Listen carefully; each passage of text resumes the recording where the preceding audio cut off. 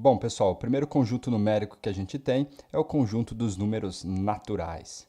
Praticamente um conjunto utilizado para o quê? Para contar, tá bom? Então, o conjunto dos números naturais, a gente, por exemplo, quando a gente quer contar, comparar em termos de quantidade, a gente trabalha com o conjunto dos números naturais, tá bom? Ele é denotado por essa letra aqui, esse N diferenciado aqui, e ele significa que são os números formados a partir do 0, 1, 2, 3 e assim por diante. Então, esse para a gente é o conjunto dos números naturais: 0, 1, 2, 3, 4, 5 e assim sucessivamente. Então, a gente vai considerar o conjunto dos números naturais, esse conjunto aqui do 0 em diante, tá bom? O que a gente pode fazer no conjunto dos números naturais? Quais são as suas operações? A ideia de fazer operação significa o seguinte, ó, se eu considero dois elementos naturais, ou seja, sejam A e B naturais, tá bom? Então, o que acontece? Se A e B são naturais, a soma de dois números naturais ainda será um número natural e a multiplicação de dois números naturais também será o quê? Um número natural. Essas são as duas operações que a gente consegue fazer, a operação de adição e a operação de multiplicação.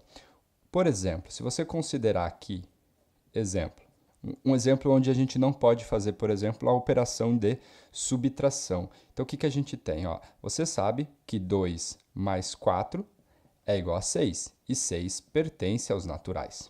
Porém, se você faz 4 menos 2, é igual a 2, que pertence ao conjunto dos números naturais. Porém, se você fizer 2 menos 4, a gente sabe que dá o quê? Menos 2, e menos 2 não pertence ao conjunto dos números naturais. Então, por isso que a operação de subtração ela não está definida dentro do conjunto dos números naturais, tá bom? Então, é isso que a gente tem sobre eles, tá certo? Ó, algumas observações aqui que a gente pode falar sobre os naturais. O zero é o único número que não é sucessor de ninguém. Qualquer outro número natural sempre tem o quê? Um sucessor, consequentemente um antecessor, tá bom? É isso que a gente sabe sobre o conjunto dos números naturais. Ele é um conjunto infinito, ou seja, qualquer elemento que você pegar natural, você sempre consegue um a mais que ele.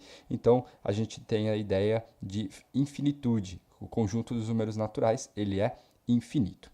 A gente representa o conjunto dos números naturais na reta numérica, por exemplo, pontuando esses carinhas aqui, ó. Então, eu considerei uma reta, fiz uma orientação, à direita é o que a gente chama de positivo, à esquerda é o que a gente chama de negativo.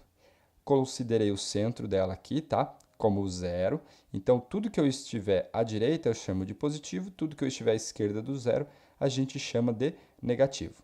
O conjunto dos números naturais, a gente tem o quê? O 0, o 1, o 2, o 3, o 4, o 5, o 6, o 7, aí assim sucessivamente, tá bom? Então, a reta numérica formada pelo conjunto dos números naturais, ela tem esse buraco, esse espaço, que é o espaço entre o quê? Entre o 0 e 1. Qual que é o nosso objetivo? Qual que é o objetivo de se estudar os conjuntos numéricos? A gente ir preenchendo essa reta.